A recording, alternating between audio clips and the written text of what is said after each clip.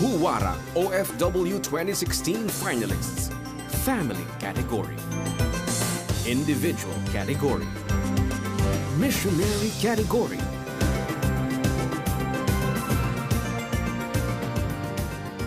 We are awarding the winners for our search for Huwarang OFW 2016, which is now on our second year.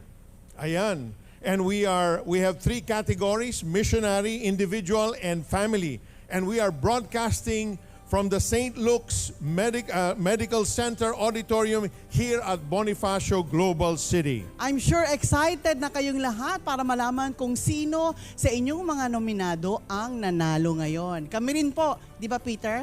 Come closer, my friend. Yeah. Find your light. Yeah. The light is here. Kami rin po excited nang i-announce sa inyo ang mga winners nitong ating search. Pero manalo man kayo o hindi, lahat po kayong mga OFW ay panalo sa aming puso.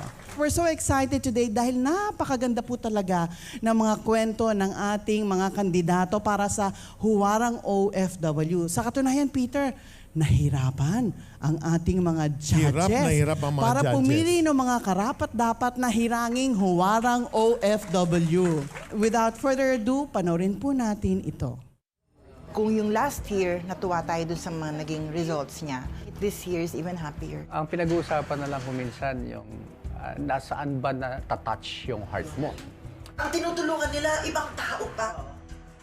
So hard kasi lalo if you're a family person also and then you watch these stories, parang sometimes it gives you hope. Talagang naghirap sa Pilipinas, then na-challenge sila then to go abroad, then starting doing just to live and to survive the family. Talagang touching siya.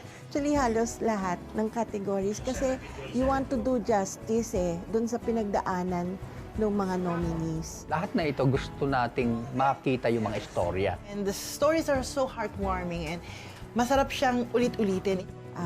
In totality, paano na yung faith nila was able to move mountain. But syempre, as any competition, merong isa lang talaga ang lulutang. We have even more inspiring stories to tell this year. And in fact,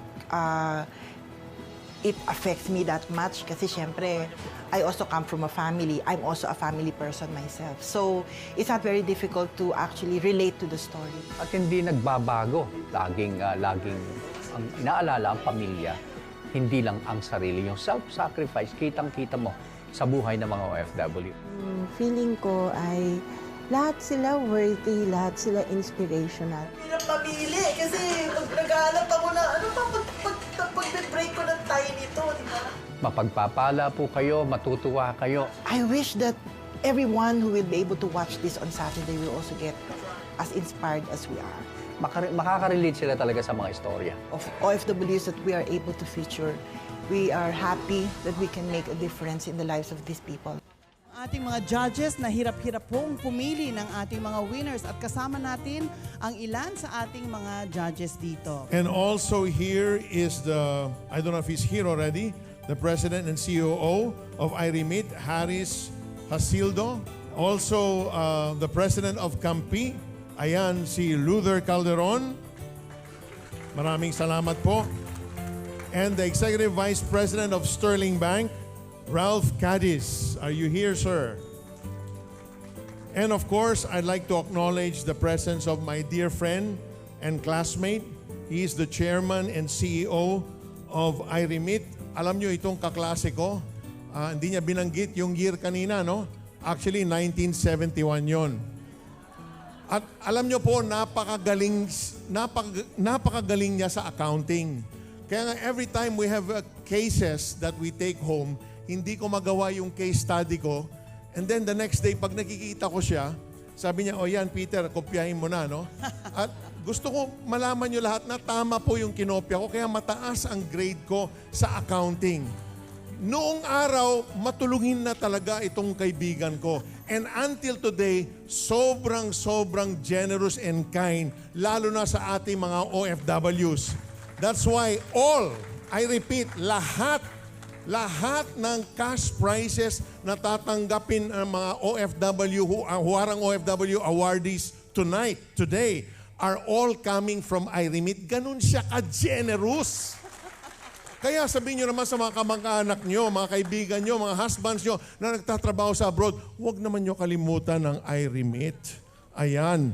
Hindi lang kayo pwede magpadala, pero pwede kayo mag-seminar and learn how to invest and save properly. At ngayon po, dumako na po tayo sa pinakahintay natin, ang pagpapahayag ng mga hinirang na huwarang OFW. Unahin na po natin ang pagbibigay parangal doon sa missionary category. 10 finalists po ang pinagbotohan ng ating mga judges. Pero 3 sa 10 iyon ang napiling winners. Panorin po natin ang kanilang kwento.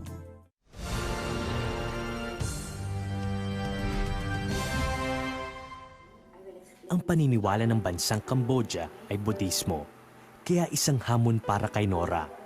Paano maipapahayag ang magandang balita ng Diyos? We open up English classes for free. From there, we're gonna build relationship with the young people. Then from there, we share the gospel. Sa mahigit 2 dekada ni Nora sa Cambodia, hindi niya inalintana ang hirap. Pagkos, patuloy siyang nagpapalaganap ng magandang balita. Kung wala ang Panginoon, ang kanyang provision, ang kanyang guidance, ang kanyang presensya, ang mga gawain nito ay hindi mangyayari. Puno ng kahirapan at madugong mga giyera.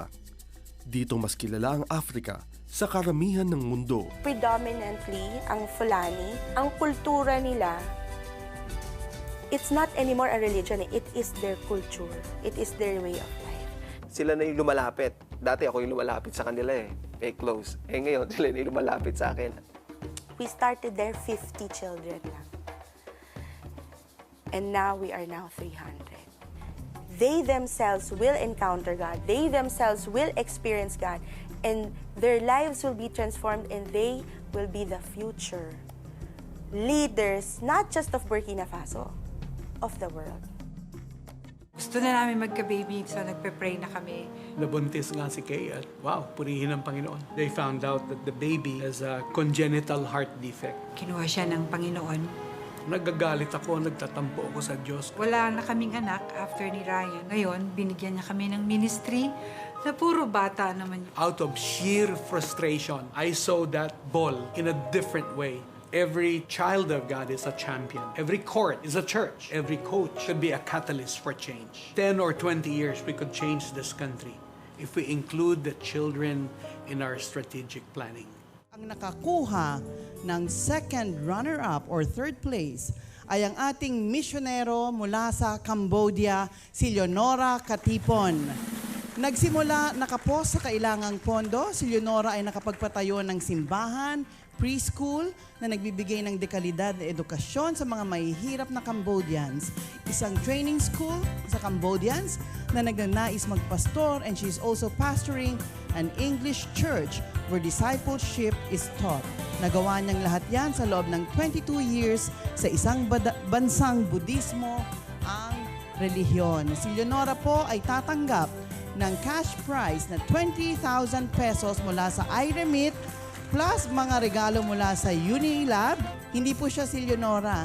Siya po ay pamangkin po niya ako.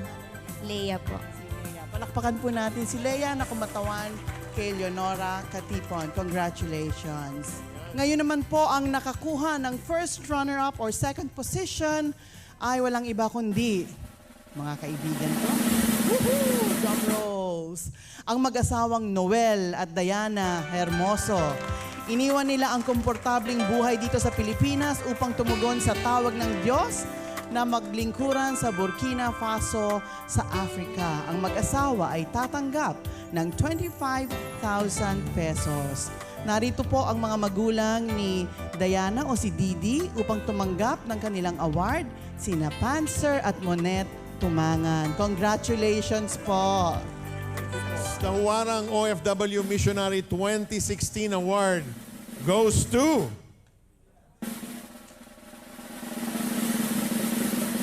husband and wife Romy and Kay Kapuli. The couple has been active planting Philam churches when they lost their only child, a 2-year-old son. They did not have a child of their own after that, but God gave them many children from different parts of the globe to love and to care for. And they co-founded Crossover World Ministry, an NGO that shares the good news of the Lord to children in different countries. They are volunteer commissioners of PCEC. Friends, Romy and Kay Kapuli. Mamimigay kami ng selfie stick sa ika-10 caller, texter at Facebook fan na may tamang sagot sa aming question of the day. Sino ang nahirang nakuwarang OFW Family 2016? Abangan sa programa ang tamang sagot. Kapag marami pong umiigib na ubos po yung tubig, diyan po kami umiigib sa balon kahit hindi malinis po.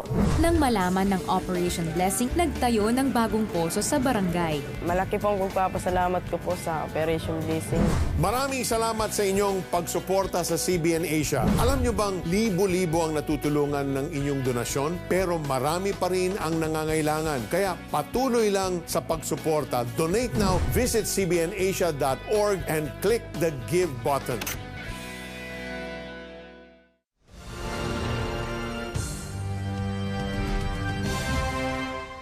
Classmates mo na meron silang complete set of school supplies, they have nice bags, and I remember using a plastic bag, yung striped na plastic bag. Yung kakulangan sa buhay ko, pinalitan ni God ng pangarap. Ang trabaho ko, housekeeper, and I moved from cleaning rooms in a hotel to working in an office as an executive assistant for that company. Umuwi ako sa province, tapos napunta sa farm namin.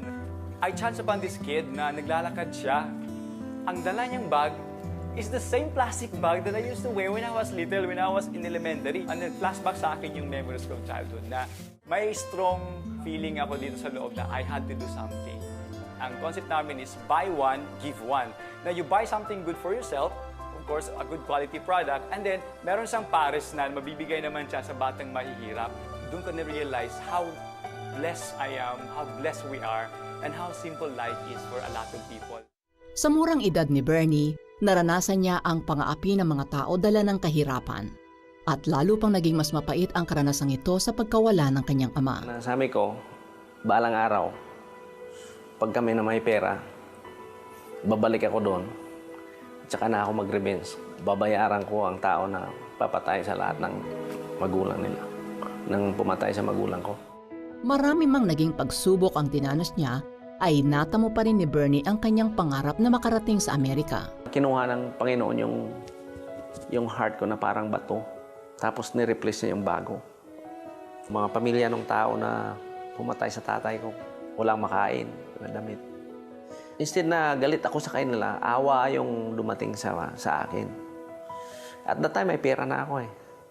Pinagbili ko sila ng bigas. Pinabigay ko sa kanila. Mga nagtatanso kami, nagbabakal kami, kinakalakal namin yon. Pagkabenta yon, bibili kami kaagad ng 1 kilong bigas.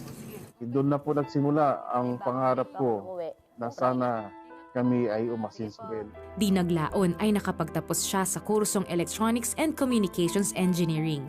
Naging daan iyon upang makapagtrabaho sa Qatar si Fidel bilang computer engineer, kung saan mas malaki ang sahod. Sa biyaya ng Diyos, siya ay na-promote sa trabaho bilang isang systems analyst. The Lord is my shepherd, I shall not want.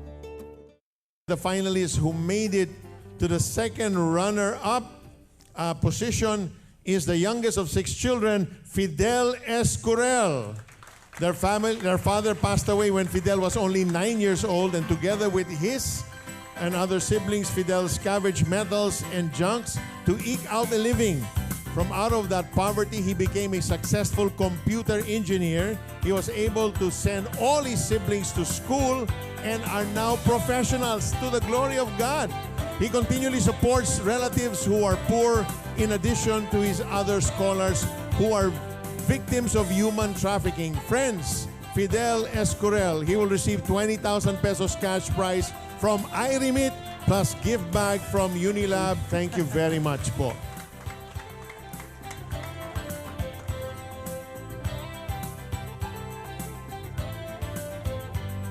And then our first runner-up is a young man who grew up poor with his 7 other siblings in Zamboanga, Sibugay, going to school with a plastic bag to carry all his school materials. He is now a co-owner of a school bag manufacturing called BAG, or BAG, which stands for Be a Giver. For every bag sold, 1 goes to charity. He will receive 25,000 pesos cash prize from iRemit, a gift bag from Unilab, and a gift certificate from Beam and Company. Friends, our first runner-up, Jovet Josh Mahinay. Congratulations! Yan, batang-bata si Josh, pero ang dami niyang nagagawang kabutihan para sa ating mga kababayan. Yan, congratulations!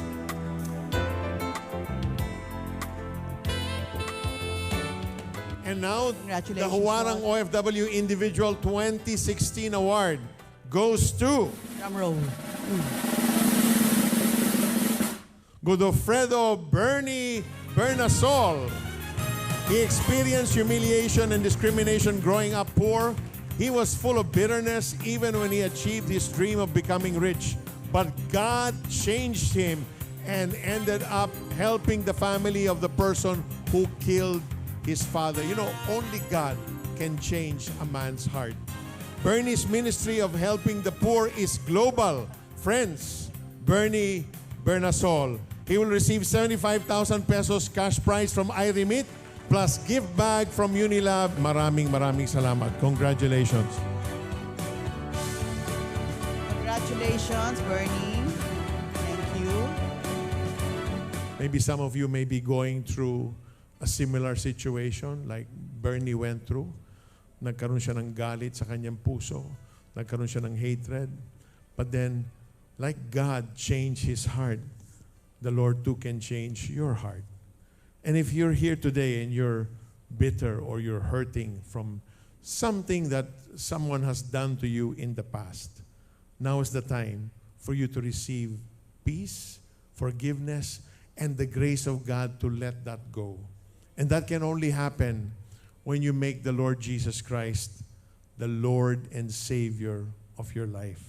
So if you're here today and perhaps you've seen all the movies on Good Friday, or maybe you've seen The Passion of the Christ, and you know all about Jesus, but you have never made Him the Lord of your life, the Lord of your heart. Ibig sabihin, siya na ngayon ang boss. He's the one that will guard and direct your steps. If you've never done that, I'd like to invite all of you to pray a simple prayer. But let this prayer be the prayer of your heart. And all the staff here and our friends who have prayed this prayer with us on the show many times will join you. So let's not be ashamed to pray. We're praying to our Father in heaven. Can we bow our heads and pray this prayer? Let it be the prayer of your heart. Pray it loud enough so you can hear your own prayer. Let's pray. Just say, my Heavenly Father, I come to you right now. I'm hurting, Lord. I'm confused. I don't have peace in my heart. But I saw what you did for Bernie. And I want that same healing too in my life. So right now, Lord, I open my heart's door and invite you into my life. And I say, come in, Lord, be the Lord of my life. Come in, Jesus, be my Savior. Give me your grace to be able to forgive and release those that have hurt me. I confess all of my sins to you right now. Forgive me for every single one of them. I pray this prayer from my heart. In the name of Jesus. Amen. Sumabay ba kayo sa pagdarasal at tinanggap si Jesus bilang iyong Diyos at tagapagligtas? Ibahagi nyo naman sa amin.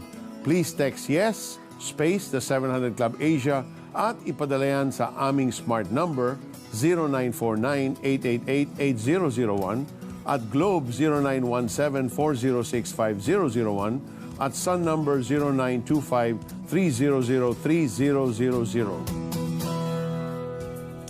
this second year of Huwarang OFW 2016, we've added a special award we call the People's Choice Award. This award is to give importance to the participation of our viewers who voted online. And it represents 20% of the votes. Malaki yan. The finalist who gets the most number of online votes will be given this People's Choice Award. Ayan. And this person is none other than Romel Sergio. He will receive 50,000 pesos in cash from iRemit plus a gift bag from Unilab. And ayan, Romel, may I ask again the chairman and CEO of iRemit, my dear friend Ban Sanchoa, to come up on stage and present the award. Ayan, I'll just give this to my dear friend. Ayan.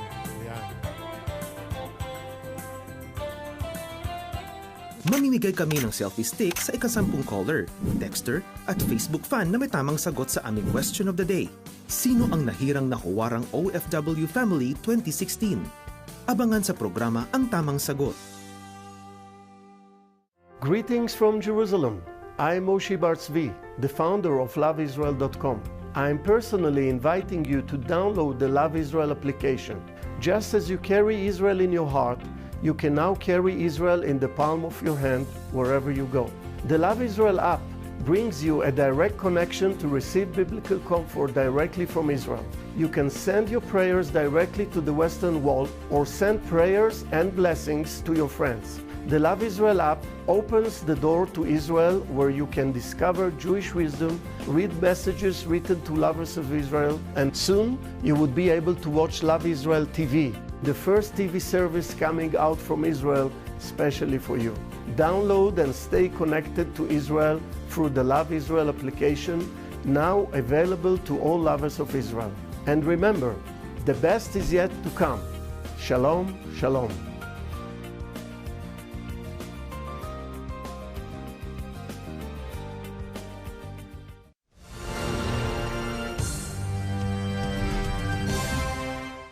Nang makapag-asawa at magkaroon ng sariling mga anak, ginawa niya ang lahat upang maibigay ang pangangailangan ng kanyang mga mahal sa buhay. Tiniis niya ang buhay sa barko, ang pagtitiktik ng kalawang at ang pagkakawalay sa kanyang pamilya ng mahabang panahon. Sobrang proud po ako sa kanya dahil napakabuti niyang ama, napakasipag niya. Napakabuti ng Panginoon dahil siya yung binigay sa amin na ama namin. Walang kinalakihang ama ang batang si Sandy. Nagsumikap sa pag-aaral si Sandy sa hangaring magkaroon ng maginhawang buhay. Nagbunga ang kasipagan at pagpupursige ni Sandy. Mula sa pagiging messman ay napromote siya bilang chief cook. Makaraan ng halos 2 dekadang pagbabarko ni Sandy, nagdesisyon na siyang huminto at ipagpatuloy ang trabaho sa bansa kapiling ang pamilya. Kung kasama mo si Jesus sa buhay mo, hindi ka mangangamba na magawa mo yung mga imposibleng bagay. Sa edad na siyam ay napilitang maglako ng balot at ice cream si Joy. Di naglaon ay nag-asawang muli ang ina at nagkaroon ng 2 pang kapatid. Nakapagtrabaho siya sa barko bilang isang deck cadet o apprentice. Taong 2009, inatake sila ng mga pirata nang maglayag sila sa karagatan ng Somalia. 1 oras silang hinabol at pinaulanan ng bala ng mga Somali pirates. Panginoong Diyos ay hindi niyo po kami ialaw na makuha ng pirata. Mula sa mababang posisyon na deck cadet o apprentice, 2 beses siyang na-promote hanggang sa siya ay maging third mate. Mas pinili niyang manatili na sa Pilipinas upang maglingkod sa Diyos kasama ang asawa at mga anak. Our second runner-up is Roger Camilde. Roger Camilde, like most of our OFWs, Roger worked abroad to provide a better life for his family. It took him 5 years to finally work as a seaman and for 20 years as a seafarer.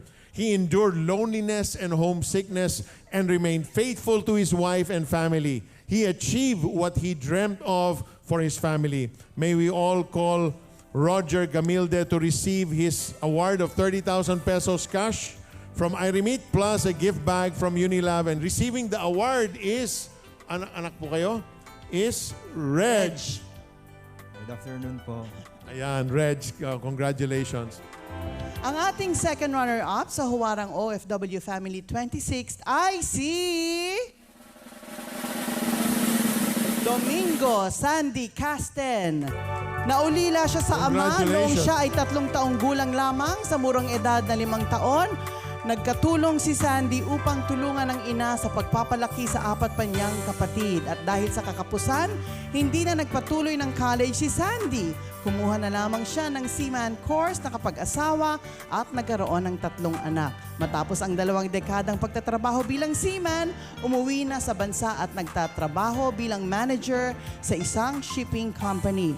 Nagpagtapos pa niya ang mga kapatid at 3 niyang anak. Sumusuporta siya sa iba't ibang charities. Si Sandy po ay katanggap ng 50,000 pesos cash prize from IREMIT, gift bag from Unilab, and a gift certificate from Beam and Go. Congratulations to you.